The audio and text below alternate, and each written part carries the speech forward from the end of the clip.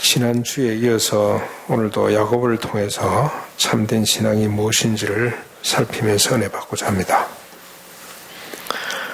장자권을 쟁취한 야곱은 화란 외삼촌 라반의 집으로 갔습니다.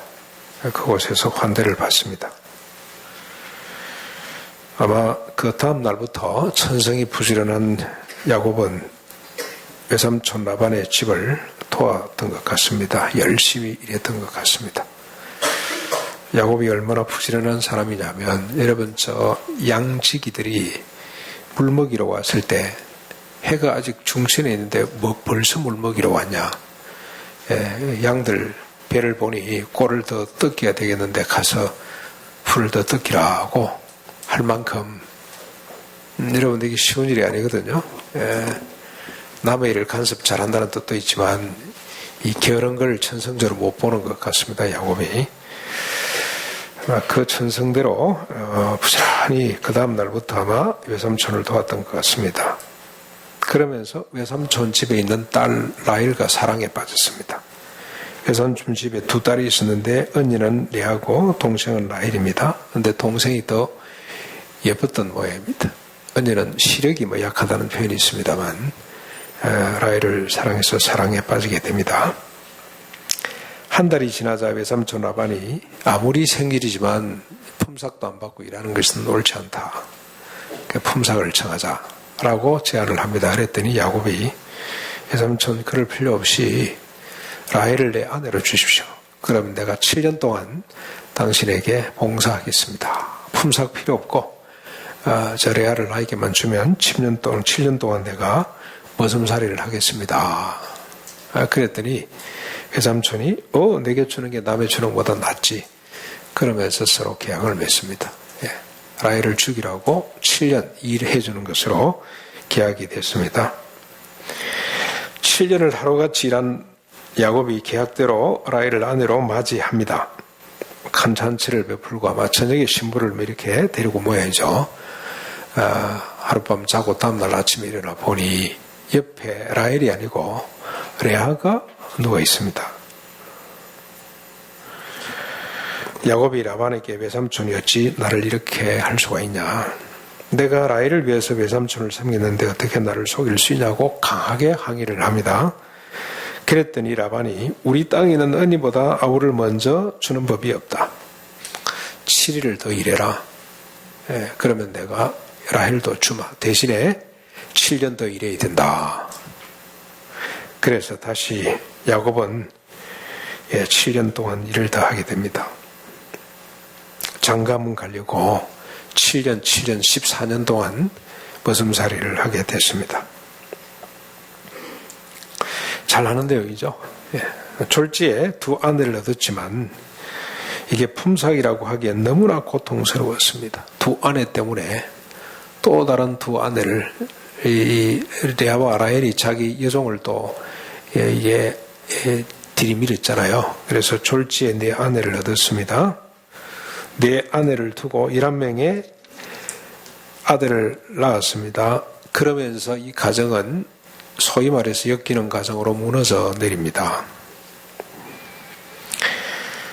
그 아들들 이름에 이미 이 가정이 얼마나 고통스러운지, 얼마나 치열하고 경쟁적인지 이름 속에 다 나타납니다.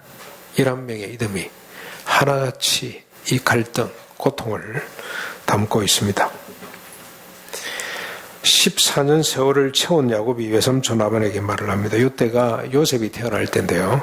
라반에게 말을 합니다. 내가 오기 전에는 외삼촌의 소유가 적더니 내 발이 이르는 곳마다 여호와께서 복을 주셔서 지금은 소유가 번성하여 때를 이루었습니다. 이제 나도 고향으로 돌아가서 내 집을 세워야겠으니 허락하십시오 라고 제안을 합니다. 그러자 라반이 설득을 합니다. 맞다, 여호와께서 너로 말미암아 내게 복 주신 것을 내가 잘 안다. 네가 나를 사랑한다면 그대로 있으라. 대신 품삯을 네가 정해라. 그러면서 품삯을 이 야곱에게 넘겼습니다. 그랬더니 야곱이 품삯 필요 없고 오늘부터 외삼촌 집에 양떼들, 염소떼들 가운데 아롱치고 점 있거나 검은 것이 나오면 내 것으로 인정을 해달라고 요청을 합니다. 그런 제안을 했어요. 근데 여러분 어떻습니까? 이게 저 잘 모르겠습니다만 염소는 우리 한국에 지금 일반적으로 가축이잖아요. 일반적인 가축입니다. 어릴 때 우리 염소를 많이 먹였거든요. 염소 색깔이 까맣죠. 근데 얼룩덜룩한 게 안 나옵니다. 잘 어쩌다가 한 번씩 나오고요. 양은 잘 모르겠는데 양도 제가 저 필리핀에 있을 때 한번 보니까 양을 한 7개월 가까이 양을 관찰해 봤는데요. 얼룩덜룩한 게 나오는 게 없어요. 어쩌다가 한 번씩 나와요. 어쩌다가. 근데 그걸 제안했단 말이죠. 그랬더니 라반이 얼씨구나 좋다고 그 제안을 받아들였습니다. 그래라. 그런데 이 라반이 얼마나 철저한 사람이냐면 그날 얼룩덜룩한 걸 전부 다 빼가지고 자기 아들들 손에 딱 맡기고 야곱하고 자기 양떼, 결국 양떼, 그 야곱이 다루는 양떼도 자기 양떼입니다만 아들들하고 3일길을 벌려놓고 섞이지 않도록 그렇게 그 제안을 받아들였습니다. 대단한 인물이죠. 그날부터 야곱은 자신의 재산을 위해서 할 수 있는 일을 다 합니다. 그래서 이 양들이 새끼를 뵐 때마다 버드나무, 살구나무, 신풍나무 가지에 무늬를 내고 얼룩덜룩하게 내서 앞에서 막 흔들고 야단법석을 듭니다. 물 먹으러 와서 새끼를 많이 가지는 것 같은데 물 먹으러 오는 그 시내 앞에다가 우물 앞에다가 이렇게 그걸 막 세워놓고 그걸 보면서 새끼를 베도록 했습니다. 근데 비실비실한 것들이 오면은 싹 치워버리고 튼실한 것들이 오면 앞에다 세워놓고 막 춤을 추고 야단법석을 들었죠. 그러면서 재산이 모여져 갔습니다. 나주 뒤에 보니 하나님이 함께 하셨어요. 그런다고 얼룩덜룩한 게 나오는 것이 아니고요. 하나님이 함께 하셔가지고 하나님이 환상 가운데 보여주셨잖아요. 그래서 야곱의 재산이 자꾸자꾸 늘어났습니다. 야곱이 재산을 모으면서 외삼촌 라반하고 갈등이 또 생깁니다. 더 관계가 악화됩니다. 사람 사는 건 어쩔 수 없는 것 같습니다. 라반의 자식들이 야곱이 자기들의 재산을 빼돌렸다고 생각을 하고 복수할 날을 기다리고 있습니다. 이를 난 야곱이 몰래 도망을 가죠. 뒤늦게 이 사실을 안 라반이 형제들을 데리고 추격을 했습니다. 잡아 빼앗으려고 추격을 하죠. 여러분 그 대화를 보면 대충 뭐 다 보셔서 아시겠습니다만 이게 다 내 거 아니냐 말이지. 이 딸들도 다 내 딸들이고 이 손자들도 다 내 손자고 내 건데 네가 나한테 말도 없이 도망을 가 이러마. 그러면서 다 빼앗을 심성으로 다가가는데 추적해 가는데 여호와 하나님께서 나타나셔서 선악간에 아무 말도 하지 말아라고 경고를 합니다. 네 야곱한테 입도 뻥긋하지 말아라고 경고를 하셔서 둘이가 잘 마무리하게 됩니다. 그래서 서로 작별을 해서 라반은 자기 고향으로 돌아가고 다 자기 곳으로 가고 야곱은 계속해서 그 가족들 재산을 이끌고 언약의 땅으로 내려오게 됩니다. 야곱에게 이 20년간의 착취의 세월은 반드시 필요한 시간이었습니다. 하나님이 왜 이 언약의 백성을 지독한 라반 소나기에 넣고 20년 동안 착취를 당하도록 마지막 6년은 그래도 재산을 좀 모았습니다만 이런 삶을 고난한 삶을 허락하시는가. 여기에 하나님의 큰 뜻이 있습니다. 두 가지입니다. 첫 번째는 자기 반성이죠. 자기 반성. 자기가 남을 속였잖아요. 형님을 속이고 아버지를 속이고 심지어 하나님까지 속이고 장자권을 쟁취해서 잘 살아보겠다고 한번 멋있게 살아보겠다고 했던 자신의 과거, 자신이 오히려 더 지독한 라반 밑에서 더 센 라반 밑에서 고통을 당함으로 남을 속이는 것이 얼마나 이게 남을 힘들게 하는지를 뼛속 깊이 느끼도록 하나님이 이런 기회를 주셨습니다. 마치 이스라엘 백성들을 하나님이 애굽에 집어넣어서 430년 동안 자기를 위해서 남을 괴롭히는 사람들 그 고통이 얼마나 큰지를 경험하도록 하시는 것처럼 이 야곱도 이 체험을 한 거죠. 힘 있는 사람이 힘없는 사람을 속이는 것이 얼마나 비참한 일인지를 철저하게 깨닫도록 하나님이 이런 고통의 시간을 주셨고 두 번째로는 자기 발견이죠. 인간에 대한 이해, 인간을 볼 수 있도록 하나님께서 이 과정을 주셨습니다. 형과 아버지를 속이고 심지어 하나님까지 속이면서 장자권을 갈취할 수밖에 없는 자기 자신. 외삼촌은 왜 이리 살지? 나는 왜 이런가? 부부 사이는 어땠습니까? 서로 남편을 차지하려고 남편의 애정을 차지하겠다고 싸우는 아들들이 밖에 나서 판체라고 요즘 같으면 그게 뭡니까? 그 시험제죠. 예, 그런 걸 구해왔어요. 근데 그걸 빼앗아요. 빼앗고 오늘 하루 네가 남편하고 같이 하룻밤을 보내라 그러고 이런 걸 보면요. 기가 찼을 것 같습니다. 왜 인간은 이러지? 예. 사랑하는 아내가 있고 미워하는 아내가 있고 사랑하는 자식이 있고 미워하는 자식이 있고 자기를 보게 되는 거죠. 철저하게 자기를 들여다보는 시간을 갖게 된 겁니다. 그런데 이런 인간의 이런 자신의 실체를 객관적으로 인식하고 고백한 것은 한참 뒤에 다윗 때 됩니다. 다윗 때. 다윗 때 이런 인간에 대해서 자기 자신과 인간에 대해서 어떻게 고백을 하게 됩니까? 어떻게 인식하고 고백합니까?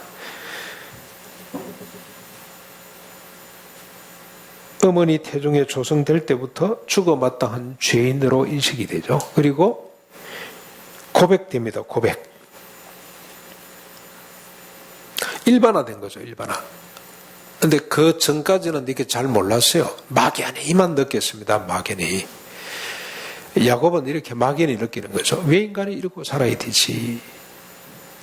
고난이 없으면 자기가 고통을 당하지 않으면 그런 자기 반성이나 자기 인식이 불가능해요. 그런데 고통을 통해서 자기가 형을 속이고 아버지를 속이고 그리고 하나님을 속일 때는 못 깨닫습니다. 근데 자기가 당하면서 깨닫게 돼요. 자기가 당하면서 인간이 왜 이렇게 살지? 왜 사람은 이럴 수밖에 없지? 하는 걸 깨닫게 된 겁니다.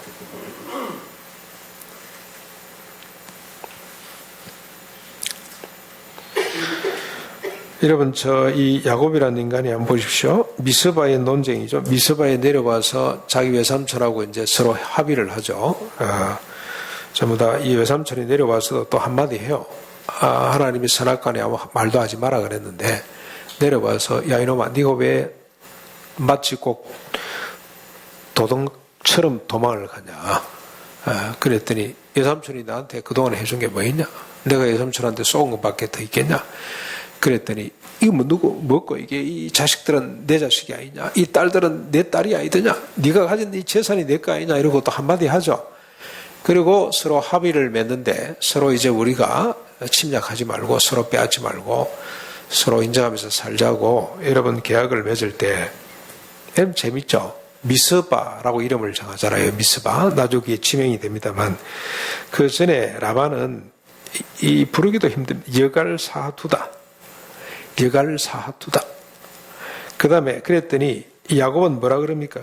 갈르엣이라고 하자. 똑같은 말이거든요. 언약의 무더기라. 돌 무더기를 쌓았잖아요. 그리고 서로 언약을 서로 치지 않기로, 서로 침범하지 않기로 언약을 세웠잖아요. 그런데 하나로 그냥 하면 될 텐데 라반은 꼭 기억코 여갈사두다라 하자. 야곱은 갈르앗이라고 하자. 똑같은 말인데 이게 아람어하고 히브리 말이에요.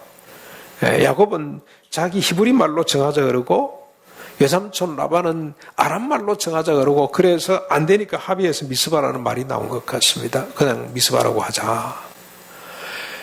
여러분들 인간이죠 이게. 남북 정상이 만나서 서로 합의서 쓰죠.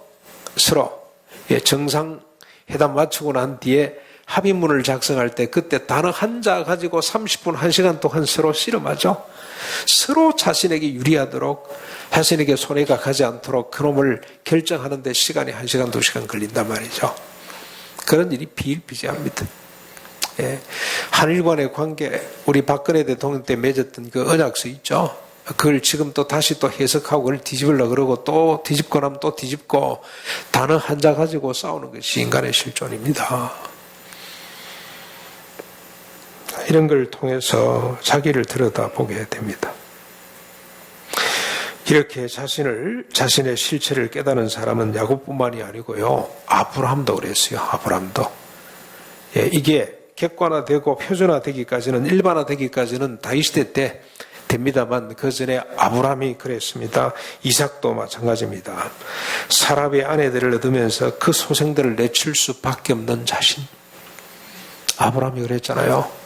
장가 한 번만 가면 되지 왜 자꾸 장가를 가지고 자식을 놓고 그 자식을 자기 손으로 내쳤잖아요. 정상적인 아버지라면 얼마나 고통스럽겠습니까? 그렇죠? 그런 사건들 때문에 자기 자신을 들여다보게 됩니다. 내가 왜 이러지? 왜 사라는 네 아들을 용납할 수가 없지?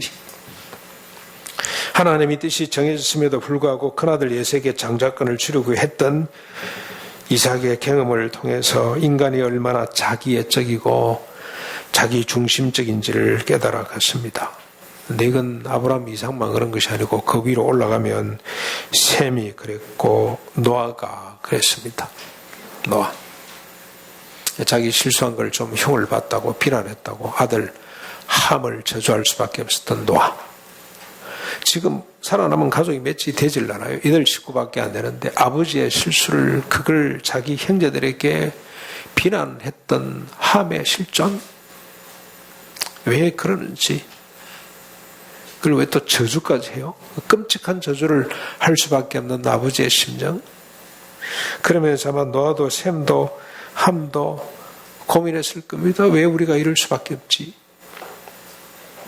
셋과 아벨까지 올라갈 수 있습니다. 그러면서 그들은 탄식했습니다.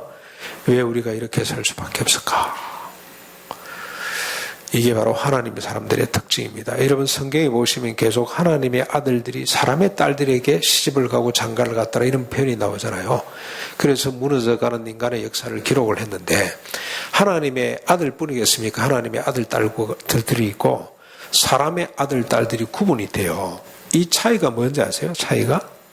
하나님의 아들, 딸들의 차이는 이런 자신의 어떤 이 현상, 실존을 들여다보고 고뇌한 사람들이라고 할 수가 있어요. 내가 왜 이러지? 내가 왜 이러지? 내가 왜 난 자식을 내칠 수밖에 없지? 왜 부모 형제 사이에 이렇게 갈등이 있지? 왜 내가 아버지를 속이고 형님을 속이고 장자권을 빼앗아 갈 수밖에 없지? 왜 자기 생지를 10번입니다. 10번이나 재산을 계약을 파기하면서까지 그 착취할 수밖에 없지. 왜 외삼촌이 이러고 있지? 왜 우리 사촌들끼리 싸울 수밖에 없지? 이 현실을 놓고 고민하는 사람이 하나님의 백성들의 특징이에요. 세상 사람들의 특징은 고민하지를 않습니다. 이게 하나님의 사람들의 특징입니다. 가장 두드러진 특징이라고 할 수가 있습니다. 이 고민이 있어야 다음 단계로 갈 수가 있어요. 오늘 성도와 일반 사람들의 특징이 뭔지 아십니까? 도덕률이랑 조금 있기는 합니다만 성도는요, 그 도덕률을 넘었습니다. 내 마음속에 조그마한 미움도 용납이 안 되는 게 성도예요. 그래서 고민합니다. 울부짖습니다. 떼굴떼굴 뒹굴기도 합니다. 내 마음속에 왜 이런 미움이 도사리고 있지? 용납이 안 돼요. 그게 하나님 사람들의 특징이라고 할 수가 있습니다. 이렇게 자신의 내밀한 문제를 깨달았습니다만 야곱에게는 해결책이 없어요. 그런 상태로 삶을 이어갈 수밖에 없습니다. 오늘 본문인데요. 32장 전체를 다 간단하게 다루는데 형 에서를 만나기 위해서 야곱은 내려갑니다. 형 에서를 만나는 과정입니다. 야곱은 라반과 작별을 하고 다시 남쪽으로 내려가는데 형에 대한 두려움에 사로잡힌 채 고향을 향해 내려갑니다. 이를 아신 하나님께서 사자를 보내서 두 군대가 되는 하나님의 군대를 보여주시죠. 그래서 야곱은 그곳 이름을 마하나임이라고 불렀습니다. 두 군대란 뜻입니다. 하나님이 두려움에 사로잡힌 야곱을 위로하시기 위해서 하나님이 보여주신 거죠. 야곱을 호위하는 하나님의 군대를 보여주셨습니다. 그럼에도 불구하고 야곱은 자신이 취할 수 있는 행동을 취합니다. 하나님이 이렇게 위로해 주심에도 불구하고 자신이 할 수 있는 걸 다 취합니다. 아직 하나님의 섭리와 통치를 완전히 신뢰하고 믿지 못한다는 뜻입니다. 그래서 형 에서에게 사절단을 앞서 보냅니다. 형 에서를 만나면 동생 야곱이 지금까지 라반의 집에 머물고 있었으며 지금 가족과 재산을 이끌고 뒤에 오고 있으니 양해를 해 주십시오라고 요청을 하도록 했습니다. 그래서 종들을 앞에 보냈습니다. 잠시 후에 종들이 돌아와서 보고를 하는데 그 내용이 이렇습니다. 형 에서가 주인을 만나기 위해서 400명을 거느리고 오고 있습니다 라고 보고를 했습니다. 이 말을 들은 야곱이 극심한 공포에 사로잡히게 됩니다. 400명의 군사를 거느리고 자기 집에서 기르는 종들인지 뭔지 모르지만 400명의 장정을 거느리고 자기를 맞이하러 온다는 소리를 듣고 공포에 사로잡히게 됐습니다. 이제 죽었구나 하는 생각이 들었겠죠. 네. 겨우 정신을 가다듬은 야곱은 사태를 수습하는데 가족들과 재산을 두 때로 나눕니다. 한 때를 치면 한 때가 도망하기 위해서 계획을 세운 겁니다. 그래도 불안한 야곱은 하나님께 매달리게 됩니다. 그게 9절부터 12절까지인데 한번 그의 강구를 한번 여러분 잘 들어보십시오. 내 조부 아브라함의 하나님, 내 아버지 이삭의 하나님 여호와여, 주께서 전에 내게 명령하시기를 내 고향 내 족속에로 돌아가라. 내가 내게 은혜를 베풀리라 하셨나이다. 나는 주께서 주의 종에게 베푸신 모든 은총과 모든 진실함을 지금도 조금도 감당할 수 없사오니 내가 내 지팡이만 가지고 요단을 건넜더니 지금은 두 때나 이루었나이다. 내가 주께 간구하오니 내 형 에서의 손에서 나를 건져내시옵소서. 내가 그를 두려워함이 그가 와서 나와 내 처자들을 칠까 겁이 나기 때문입니다. 주께서 말씀하시기를 내가 반드시 내게 은혜를 베풀어 내 씨로 바다에 셀 수 없는 모래와 같이 많게 하리라 하셨나이다 라고 간청을 하게 됩니다. 여러분 간단한 것 같습니다만 야곱의 생애 가운데 드디어 하나님을 인정하기 시작합니다. 자신을 고향으로 돌아가라고 하신 분이 하나님이고 자신이 지팡이 하나로 요단을 걷는데 두 때나 이루게 하신 분이 하나님이시고 자신의 씨가 바다의 모래처럼 많을 것이라고 약속한 분이 하나님이시고 마지막으로 자신을 에서의 손에서 건지실 분도 하나님이시라고 고백하고 있습니다. 지금까지와는 완전히 다른 모습입니다. 자신의 의가 조금도 드러나지 않았습니다. 전적으로 하나님의 의, 하나님의 은혜만을 고백하고 바라보고 있습니다. 고통이죠. 죽음에 맞닥뜨린 이 고통이 야곱으로 하여금 자신을 넘어 하나님을 보고 의지하도록 만들었습니다.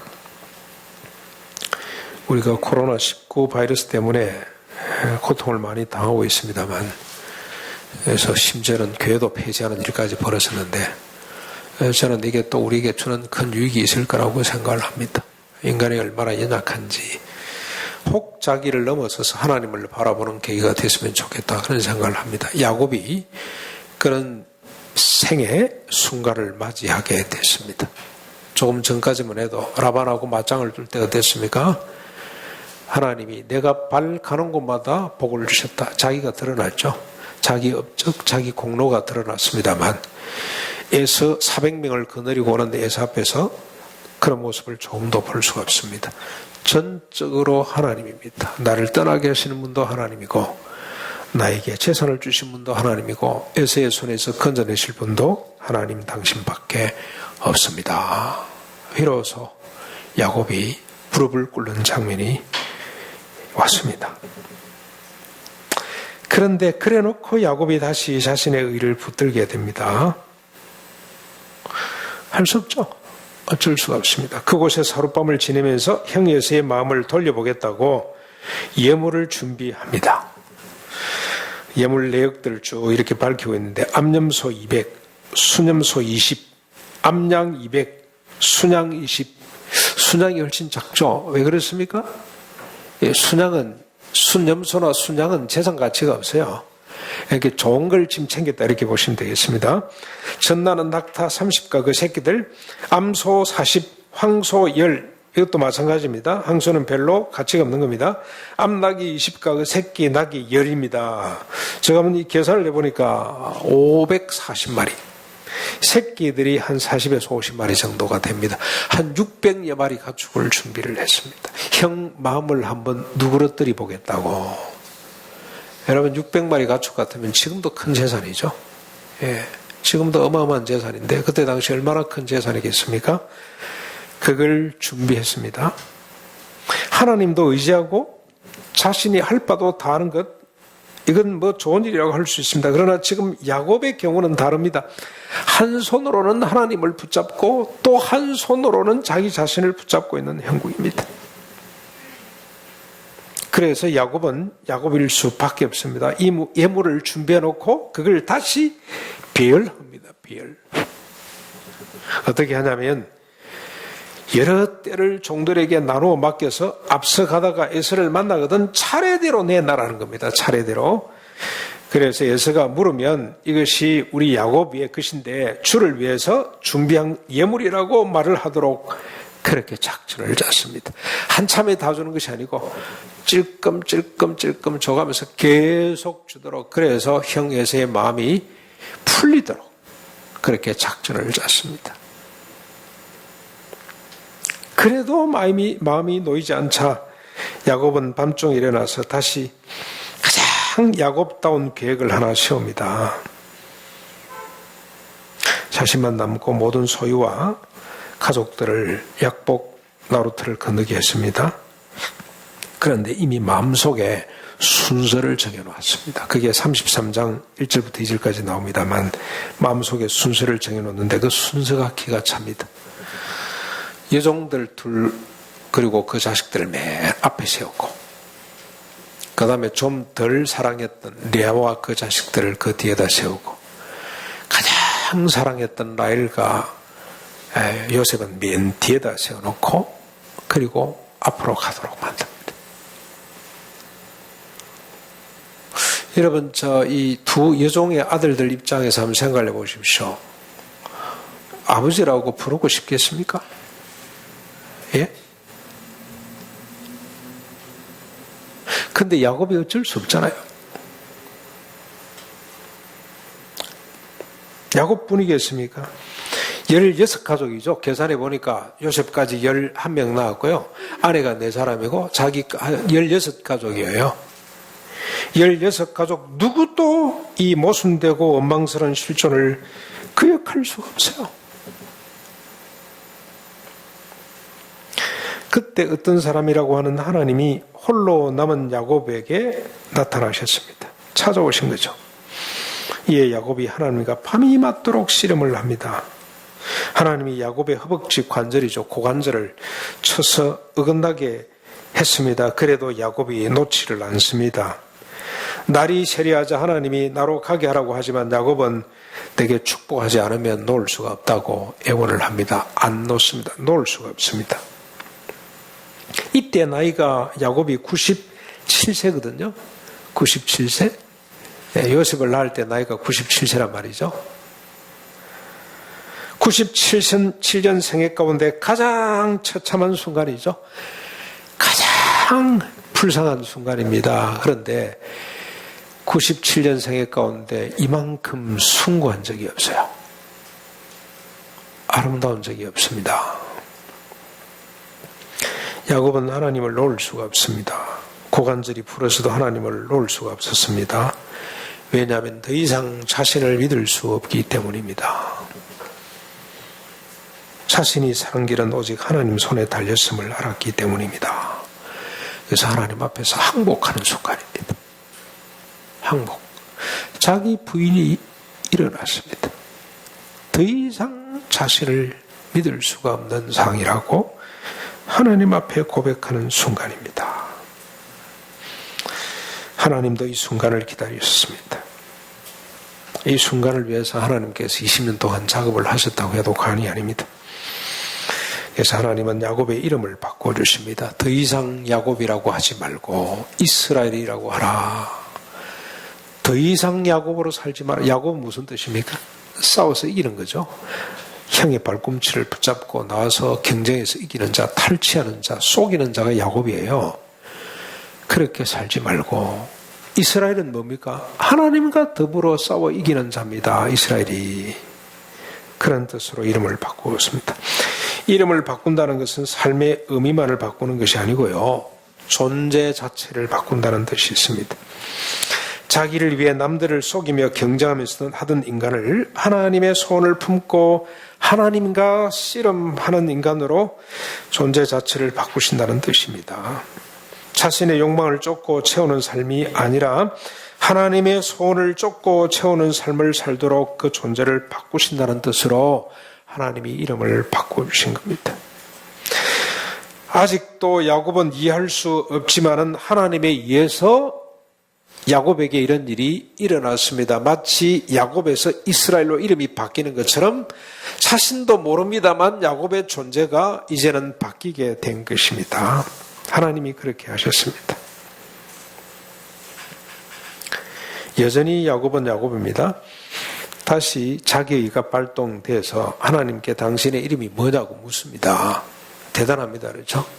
당신 이름이 뭐냐고 물었더니 하나님이 어찌하여 내 이름을 묻느냐 하며 거절하셨습니다. 그리고 축복하고 하나님이 떠나셨어요. 만약에 하나님이 자신의 이름을 알려주면 야곱이 어떻게 하겠습니까? 그 하나님의 이름을 자기가 나름대로 주체적으로 자기 주관대로 해석을 할 겁니다. 그래서 하나님의 이름을 자기식으로 막 이해를 하고 하나님의 개념, 하나님의 존재를 자기식으로 막 뜯어 고칠 것이 뻔합니다. 그래서 하나님은 이름을 대라는 야곱의 요구를 거절하셨습니다. 그랬더니 야곱은 그곳 이름을 브니엘이라 지었습니다. 내가 하나님과 대면하여 보았으나 내 생명이 보존되었다. 하나님의 얼굴이거든요. 얼굴. 하나님을 만났지만 내가 내 생명이 보존이 되었다고 그런 뜻으로 하나님에 대한 감사의 뜻보다는 자기를 드러내고 싶은 내가 하나님을 봤다 그런 뜻이죠.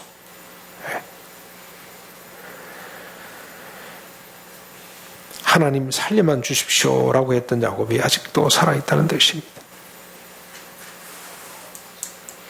하나님에 의해서 야곱에서 이스라엘로 바뀌어졌지만 여전히 야곱의 옛 자아가 남아있습니다. 그렇지만 이미 야곱은 옛 야곱이 아닙니다. 달라져 있었습니다. 그가 해가 돋아 번예를 떠날 때 다리를 절었습니다. 하나님이 지심으로 허벅지 관절이 어긋났기 때문에 다리를 저는데 아마 평생 다리를 절었던 것 같습니다. 그 후손들이 대대로 허벅지 관절의 힘줄을 먹지 않을 정도로 자식들이 보기에 아버지가 비참해진 거죠. 자식들의 눈에 보기에는 아버지가 너무너무 초라해져 버렸어요. 다리를 쩔뚝쩔뚝 하면서 130에 발 앞에 섰을 때도 아마 쩔뚝거리면서 서지 않았겠나 하는 생각이 듭니다. 험악한 세월을 살았습니다라고 고백했던 다윗의 모습 속에 쩔뚝거림이 보이죠. 쩔뚝쩔뚝하는 사람이 되고 말았습니다. 하나님은 야곱의 배나를 육체에다 남겨두셨어요.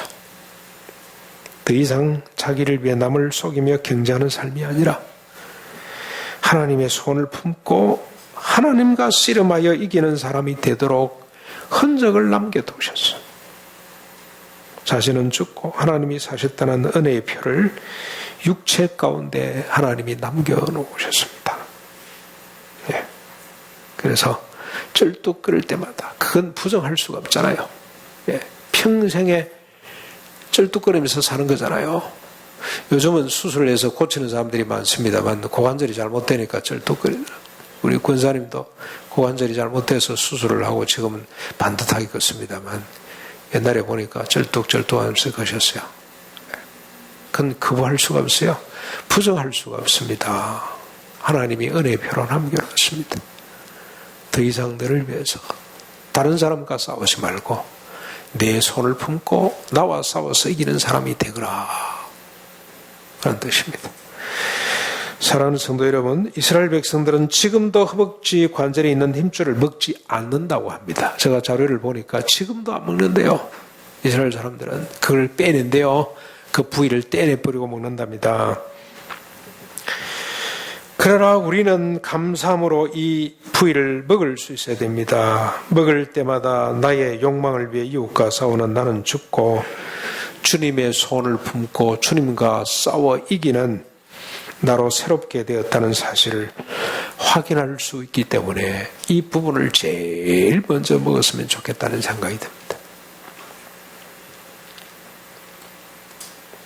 나를 위해 남을 속이고 경주하던 나는 지나가고 주님을 위해 남을 나보다 더 나게 여기는 나로 거듭났다는 은혜를 누릴 수 있기 때문에 먹어야 됩니다. 우리가 먹을 허벅지 관절 힘줄은 뭡니까? 해상 사람들이죠. 유대인들은 끄리끼는 것이 되고 헬라인에게는 미련하게 보이지만 예수를 믿는 우리에게 하나님의 능력이 되고 하나님의 지혜가 되는 십자가에서 찢기고 피 흘리신 주님의 살과 피가 우리가 먹어야 될 허벅지 고관절 살이에요. 날마다 그 살을 먹고 피를 마시면서 우리의 거듭남을 고백할 수 있어야 됩니다. 네, 자기 욕심을 위해서 타인과 싸우던 내 사람은 죽었고 대신에 하나님의 소원을 품고 하나님과 싸워서 이기는 사람으로 거듭났다는 사실을 우리가 그 음식을 먹을 때마다 확인해야 됩니다. 사랑하는 성도 여러분, 하나님의 소원이 뭐든가요? 하나님의 소원이 산상보훈이죠. 산상보훈. 70번씩 7번 용서하는 것. 용서하는 것. 그게 하나님의 소원이에요. 그 소원을 품고 누구하고 싸웁니까? 자기 자신하고 싸우는 것이 아니고 하나님하고 싸우는 겁니다. 하나님 소원하셨잖아요. 하나님이 이렇게 살도록 저에게 약속하셨잖아요. 하나님 약속을 저에게 이루어 주십시오. 하나님, 제가 이렇게 안 살면 70번씩 7번 정오하고 원망하고 보복하는 사람이 될 수밖에 없습니다. 저를 좀 불쌍히 여겨주십시오. 하나님의 소원을 이루십시오 하고 주님을 붙들고 씨름을 해야 돼요. 그러면 주님이 어떻게 합니까? 져주시는 것이 네가 이겼다고 해주시는 겁니다. 네. 오늘 우리 예수 믿는 사람들의 특징이죠. 특징. 하나님의 소원을 보니 내가 너무너무 비참해져요. 일단은 비참해져요. 죽음만큼이나 답답해져야 돼요. 그래서 하나님의 소원을 붙들고 씨름해야 됩니다. 하나님 용서해 주십시오. 하나님 사랑할 수 있도록 해 주십시오. 저는 어릴 때 아버지가 너무 싫었어요. 우리 아버지가 어머니를 너무 괴롭히고 너무너무 우리 가정을 쑥대밭으로 만들고 저 이런 어린 동생들 데리고 교회로 피난 가는 것이 저 유일한 일이었어요. 공부가 뭐가 아무것도 못했습니다. 근데 제가 중학교쯤 됐을 때 수련회 갈 때마다 하나님 앞에 늘 통곡하는 내용이 있어요. 예, 수련회 가잖아요. 그래서 여러분 청소년 때 수련회가 너무너무 중요해요. 반드시 보내야 됩니다. 마지막 날 우리가 모닥불을 피워놓고 하나님 앞에 자기 죄를 토설하는 시간이 있습니다. 그때마다 아버지에 대한 증오심, 아버지를 미워했다는 것이 너무너무 가슴에 걸려가지고 하나님 앞에 통곡하면서 얘기합니다. 하나님 용서해 주십시오.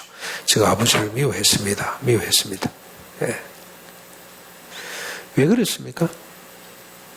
제가 아버지를 미워하면 끝장이에요. 끝장. 우리 아버지도 끝장이고 제가 힘이 세면 아버지에게 보복할 수가 있어요. 끝장이 나요. 저 인격도 끝납니다. 아무리 좋은 말씀을 들어도요. 그 아버지에 대한 미움을 갖고 있으면 제가 안 커요. 안 자랍니다. 베베 꼬이게 돼 있어요. 조금만 누가 건드려도 팽 하고 돌아갑니다. 예. 우리가 그럴 수밖에 없어요. 그럴 수밖에 없습니다. 근데 하나님의 소원은 아버지를 공경하는 겁니다. 공경하는 거예요. 그리고 70번 7번도 용서하는 겁니다. 그 말씀이 나한테 죽음처럼 다가오는 겁니다. 하나님 저를 좀 살려주십시오. 하나님의 소원 아버지를 공경하는 마음을 저 속에 부어주십시오. 아버지를 미워했던 이 죄를 주님이 도말해 주십시오. 용서해 주십시오. 그리고 통곡하고 나면 집에 오면 아버지가 보이는 거 있잖아요. 그러다가 고등학생쯤 되니 아버지가 불쌍하게 여겨지고요. 그게 우리 집에 전통이 돼가지고 우리 자식들도 아버지에 대한 정오가 아무도 없어요. 상처받지 않았어요. 우리 어머니가 기억이 안 나요. 기억이. 아버지에 대한 아픈 추억들이 아무것도 기억이 안 난대요. 하나님이 깨끗이 씻어주셨다고 저는 그렇게 믿습니다. 그게 치유가 안 됐더라면 어떻게 됐을까 끔찍합니다. 예. 이게 하나님의 소원입니다. 십자가 부활로 예수 그리스도의 피를 먹고 살을 먹고 피를 마시는 자들은 어떻게 변했냐? 자기 욕망, 자기 감정, 자기 이권을 위해서 남과 싸우는 사람이 아니라 하나님의 소원을 가슴에 품고 그 소원을 이루어 달라고 하나님하고 싸워서 이기는 자들이 됐습니다. 야곱에서 이스라엘로 바뀌었습니다. 사랑하는 성도 여러분, 우리 모두 하나님의 소원을 붙잡고 씨름할 수 있기를 바랍니다. 그래서 주님을 이기는 삶, 그래 네가 이겼다 하고 주님이 우리를 축복해주는 삶, 참된 신앙 번열의 역사를 계속해서 써갈 수 있는 우리 모두가 될 수 있기를 주님의 이름으로 축원합니다. 말씀을 생각하면서 우리 436장